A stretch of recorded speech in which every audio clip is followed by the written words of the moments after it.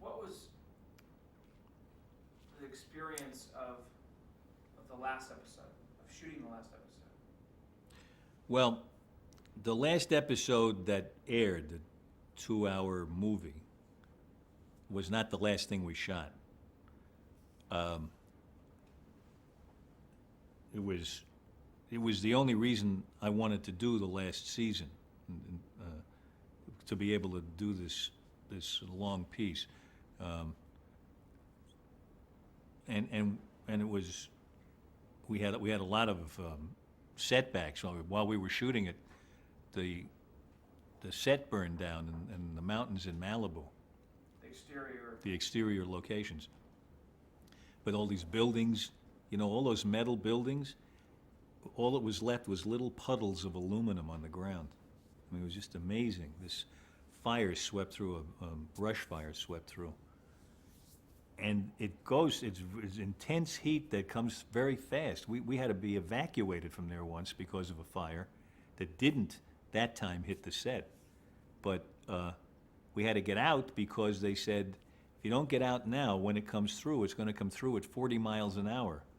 And you can't get down the road that fast, even in trucks, because there's winding country roads. That was fun and hard to work on. And you co-wrote and directed the episode. Yeah, yeah. I wrote it. All the people who were writing on the show at the time wanted to take part in it, and we worked out a system where I wrote head to head with each of them on a segment of it, and then everybody had. So I collaborated with each of them separately, and then. And it took us, it was a long piece, and took a while to edit and put together. But the last show that we shot was the show that was shown right before that. I think it was a show having to do with burying a chest of memorabilia. And the last scene of that show that we shot was as we buried the chest, and since that was the last week, we had the idea, let's bury a real chest ourselves, and we'll put stuff in it, and we'll leave a note for whoever finds it. And we thought maybe 50 years later somebody would find it. We didn't realize that 20th Century Fox, in its incredible greed, was selling off everything that they had, and they sold off half of their commissary.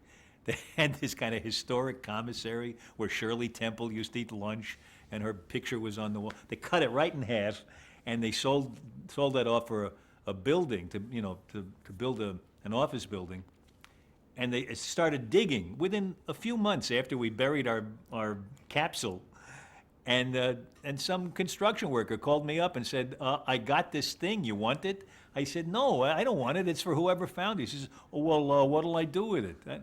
It's probably being sold on eBay right now for a fortune, but I thought it would be fun for somebody. It wasn't even fun for this guy. He said, well, what'll I do with this? He said, I don't know, it's yours. So, but that was, the thing, shooting that last scene where the last scene that we shot, which was burying that time capsule, was on a sound stage. It was stage 10 where we shot all our shows. And it was a really unnerving experience because there were about 300 people from the press, which shocked us. We didn't know there was going to be this much interest in us. I mean, I had got I knew we were popular, but I didn't know there were going to be that many people who were watching us shoot the last shot. And there were, 60 Minutes had said maybe they might want to do an interview, and I thought, well, that would be nice. 60 Minutes is a great show. That would be a real honor. It turned out they didn't do it, and instead there were these 300 people, television crews, print people, radio people, and they were all standing there watching us act while we were trying to do the last scene, which was very emotional for us anyway, because we knew it was the last scene. And it was like, but to have all these people off on the side while you're playing a scene for the camera was like having the whole audience in the wings, while you're playing the playing the show for one critic or something. I mean, it was disorienting. You didn't know where you were, and then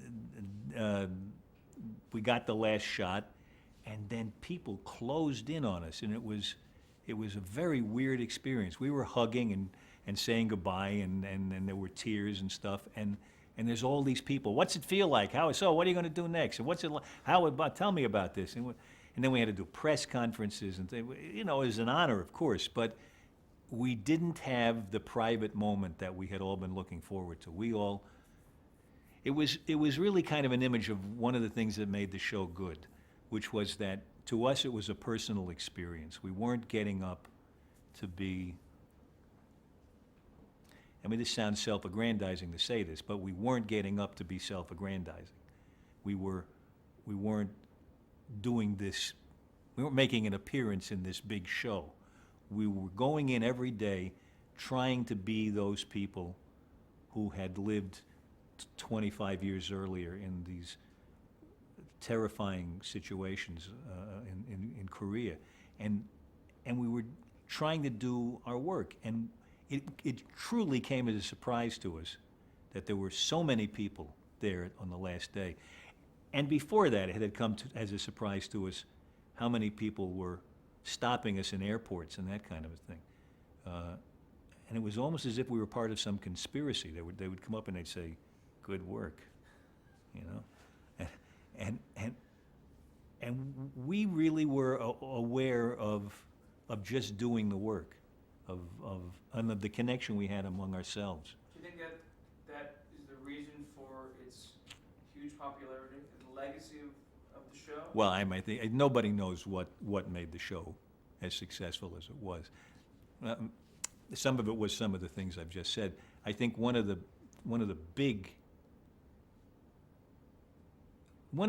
things is you can't ignore the collection of people that was brought together by Gene Reynolds. The writing and the acting and the directing talent was terrific. We also had, at a certain point, we had achieved enough popularity that the network put us on in a prominent place. That had something to do with it. Prominent place in the schedule. But even before that, the network liked the show enough, people at the network liked the show enough to keep it on the air, even though it was not doing well in the ratings. Today, they cancel shows like during the first commercial. I mean, they don't stick with them. They stuck with us for a whole season. And we were at the bottom of the list. We used to joke that we were, other shows were in the top 10. We were in the top 70. I mean, we were right down at the bottom until they started to go into reruns, and then the audience had seen the other shows, and they tried us out, and thought they liked us, and then we had a bigger audience. We had a really good audience when we came back the next season. But I think one of the most important reasons that the show worked, although I don't think anybody really knows why it works as well as it did, I think one of the most important reasons was that we were dealing with a unique situation. It never was a situation like that on television before. People in this horrifying place, this war, I don't mean Korea, I mean the war. They were away from home. They were in Korea and away from home. They had to make their own family there. And they were people who thrown together who, under these harrowing conditions, got on each other's nerves. And they were, we've heard this over and over again, they were trying to maintain their sanity by acting crazy, but they really were in a situation that could drive you crazy. But the thing that was essential, that I think helped the audience connect to it, was that we knew we were telling the story of real people. The producers, Larry and Gene, went to Korea. They asked me to go, and I couldn't go. I forget why, but I couldn't make that trip. I wish I had been able to. But they went to Korea. They saw what the conditions were like. they interviewed the real doctors and nurses. And all of us who did it knew we were playing real people who had lived through real conditions. We weren't comic characters who were there just to amuse you. I mean, we were also there for that. But we had a kind of a loyalty to the reality of it. The truth. Yeah, the truth. And I think the audience got that and appreciated it. Now, we obviously, because of time, we can't go over the other shows that you've done. You've continued to deliver performances on all the mediums that we talked about, and writing and directing. I wish, since this is about television, I wish you'd talk for a minute about Scientific American Frontiers. I was about to mention that. Let's talk about it. You've done that since 1993, right? Yeah, well, right now we're into our 7th season, I think. Describe that show and your It's an role. unusual program. I think I don't know of a science program that's ever been done like this. We don't just tell about. First of all, we don't take pictures of birds mating and eating one another. Snakes eating birds, birds eating worms. I mean, you know, that's a common sign. That's the only kind of show you can sell in Europe, by the way. They just like to see animals doing bad things to each other. And some disembodied voice describing it. You know, we do a different thing. We sort of do a detective story in a way, where the scientist has to solve this problem and go and does these ingenious things to get the answer to the problem. But we don't just document it. I go in there and interact with the scientist, and I'm very curious, and I try to get the scientist to explain to me, to make me understand what he or she is doing. And this means trying to understand how the machinery works, and understand the concepts, the terms, understand the chemistry of it, or the physics of it. And they have to really try to get me to do it, because I won't give up on them. I just keep after them until I get it. And when I get it, if I get it, and that usually works out so that I get it on camera, and you see me get it, which gives the audience a chance to get it at the same time. So, and it's cut in such a way that a lot of them will get it around the time I get it. But it's much more vivid that way. In a way, I'm like the surrogate for the audience. But it's not just, so this sort of gives them like a little television event. You know, this thing happens in front of them. It's not just telling them what we figured out in our research and explaining it to them like a lecture. It happens in front of them. And I have to use my acting skills, which is not pretending something. I never pretend anything. The one acting skill, the only acting skill I use, is listening, because I really have to listen to what they're saying. And all my questions come from what they've just said. I don't go in with a set of questions. And I'm trying to get it from them, trying to understand. Well, what the big thing this does is it relaxes the scientist, so that, because the scientist now is totally focused on trying to get me to get it, you know? And if I don't get it one way, then they try another way. And if that doesn't work, then they try another way. And they say, okay, well, look, try to picture it this way. And now all of a sudden you're seeing the scientist as a real human being, because who they really are really comes out when they have to relate to me like this. It's wonderful. People at home, kids especially, can say, look at that funny guy, that scientist. I want to be like that, because they're usually very funny. They have a good sense of humor, scientists, and they're great teachers. So that the kids can say, I can be that. That's a person. That's not some god on the Acropolis. I could be that person. So it's making it accessible. Yeah, it's making it accessible on a lot of different levels, and I'm very proud of the program, and I've gotten wonderful people from all walks of life. Waitresses in diners, pilots on airplanes, scientists, very important scientists. Have, all of these people from every walk of life. They've all said to me that they really enjoy seeing the show, because sometimes a scientist will see a story about a scientist from another field, and they're as much a layperson as far as that field is concerned as the waitress in the diner is. You know. You continue to do this show because you're obviously passionate about it. You continue to work.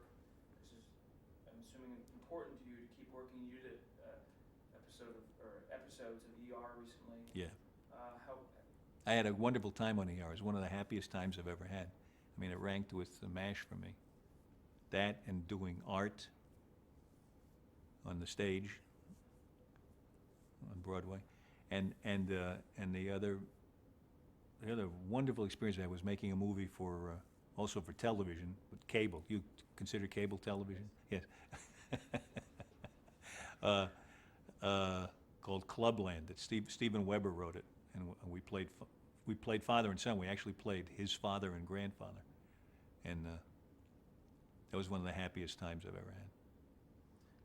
And it's all about taking this journey, continuing the journey. Well, it's just about learning, getting better, trying to get as good as I can get. I mean, I wonder how good I'll get. I'd really like to get really, really good. I'd like to be able to, watch a performance and not wince even once. I'm very hard on myself. I watch what I do with a very critical eye, which is why I'm so sensitive to criticism, because if somebody says something, in a review about me that's negative, they confirm my worst fears, and they confirm my own harshest criticism. You mentioned earlier about being stopped at the airport. I'm curious, what do you see as the downsides of fame? Fame is mostly has downsides. I remember when I was about 8 or 9 years old, walking on Hollywood Boulevard with my father, who was very famous after his first movie, Rhapsody in Blue. He played George Gershwin, and everybody knew him. And some teenage girl ran up behind him and punched him in the back, and said, "You son of a bitch," and ran on. Now we never knew why. I always thought it had something to do with his being famous, that she didn't know how to. Now, she could just have been out of her head. Might not have had anything to do with being famous. But in my mind, that's what being famous meant as I grew up. And, What today? What the downside? well, I've learned over the years how to adjust to it. But I have a granddaughter who says to me, "I hate it that you're an actor, because whenever we're walking in the parking lot, we can't have a conversation. She's 8, and she's been saying this for a couple of years. People come up to us and start talking to you, and people are very kind to me. They're very courteous, but they do interrupt whatever you're talking about, and they don't know that, and it's very important to them to make contact, and so they figure that it doesn't really matter what you're talking about, and I would feel that way too. But I see she's growing up with this awareness of the downside of being a little bit everybody's property. It's not. And when I heard those stories of the Beatles, who lived in their hotel rooms, and the way they shopped was stores would bring things in, and they'd say what they wanted to buy. Some people's reaction to that might be, gee, they must have thought a lot of themselves. But the fact is, A Hard Day's Night is a comic version of what it's like to be famous, where you have to keep moving, or people want to stop you. Or some people want to stop you and make you the target of some hostility. Are there upsides? Yeah. Usually you can go to the head of some lines, like at the airport. I used to feel guilty about that when I was making the transition from being unknown to being very famous. It was kind of a rapid transition, relatively unknown.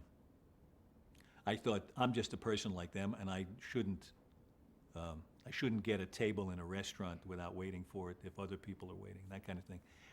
Then I learned that if I don't get in and sit down, then I'm the target of a lot of stuff. And not only that, what I learned was that almost everybody expects you, if you have a famous face, they expect you to do that. They expect you to get shoehorned in and out of the way. And that was a big surprise to me, that people were mostly very generous about that.